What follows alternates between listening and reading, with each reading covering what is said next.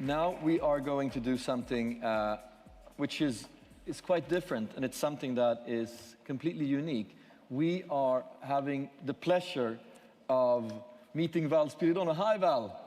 Hey. Hello, Ola. Hi, Val.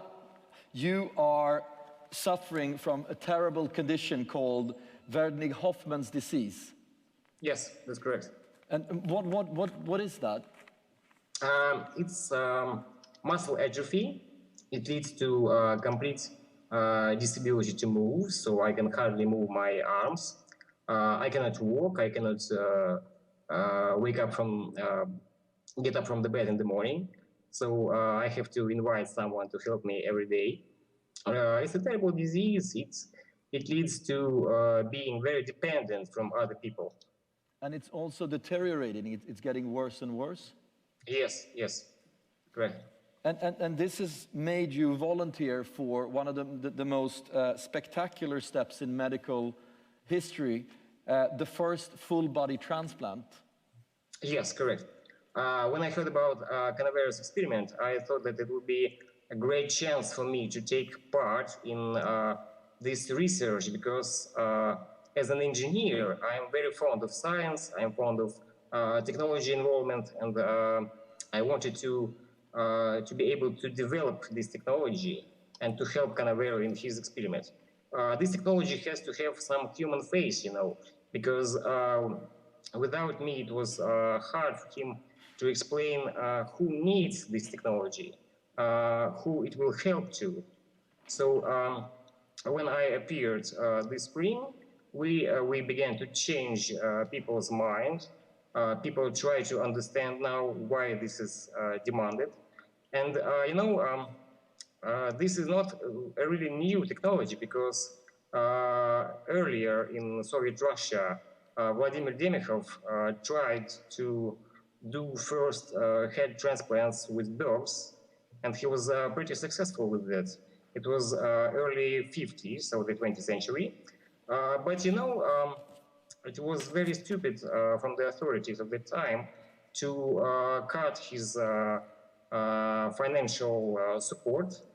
He didn't have any money to even feed the dogs. So if it wasn't stopped at that time, we could achieve amazing results today. But because of that stop, we now have to do all the work since the beginning. And I think that a lot of people in the audience are thinking, how do you choose a body, or where does the body come from? Could you sort of elaborate on that? Is it a body donor? Is that considered an organ, or how does it work? It's like in any other organ transplant operation, because of course a donor has to be there, and it can be achieved from many ways, because there are lots of car accidents every day.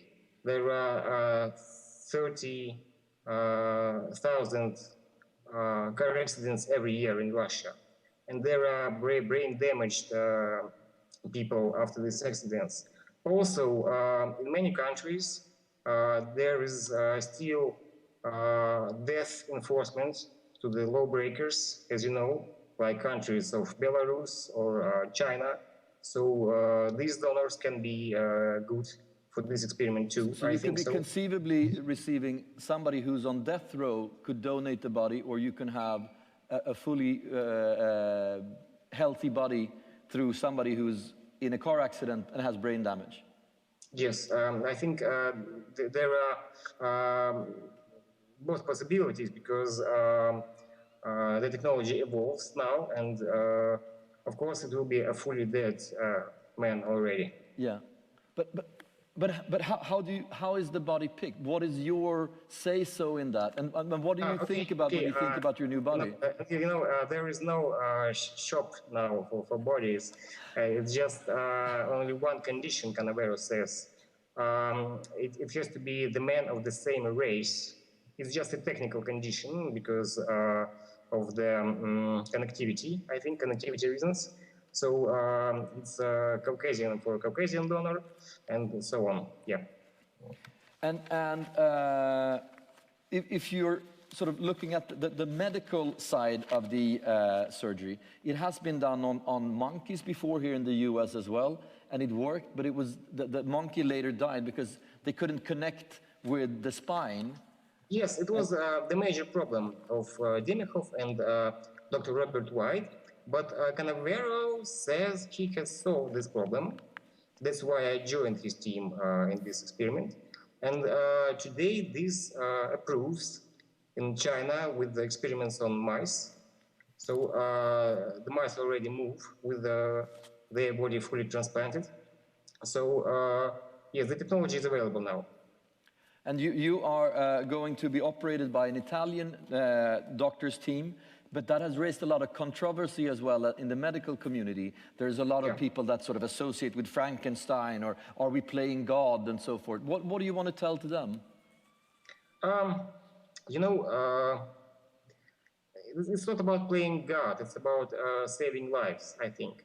It's about saving lives of people who suffer from great diseases, and they could give more to society if they were more healthy, like people like Stephen Hawking, for example, or Christopher Reeves, you know, the Superman.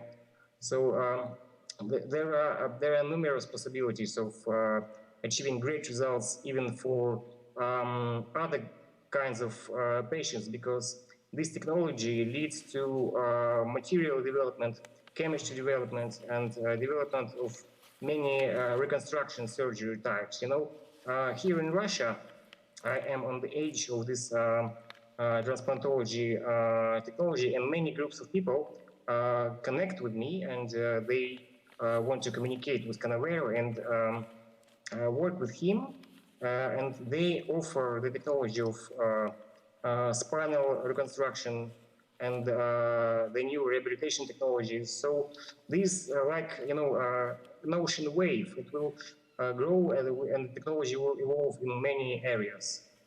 But how do you see your own role? You're kind of like the first man on the moon, or you're taking a step that will very likely impact the lives of thousands of people ahead in the future because of the things that are being learned. How do you, when you think about that, how do you feel?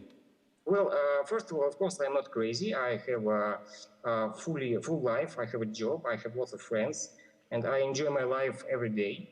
It's not about some expensive euthanasia. You know, it's not about expensive death.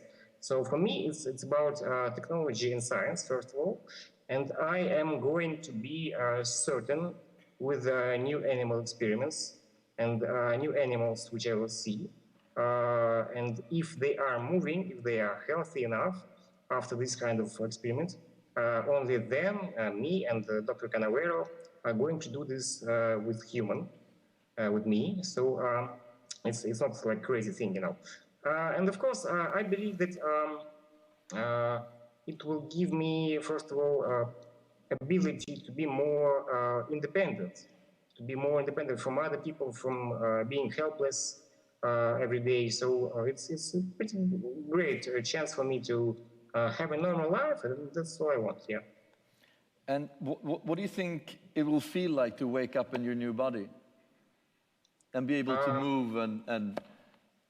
I think I will feel limitless. What's the first thing that you would want to do? Go on vacation, definitely. Go on vacation. Because, yes, lots of jobs today, lots of meetings, lots of conversations about how important it is and what goodness it can bring to people.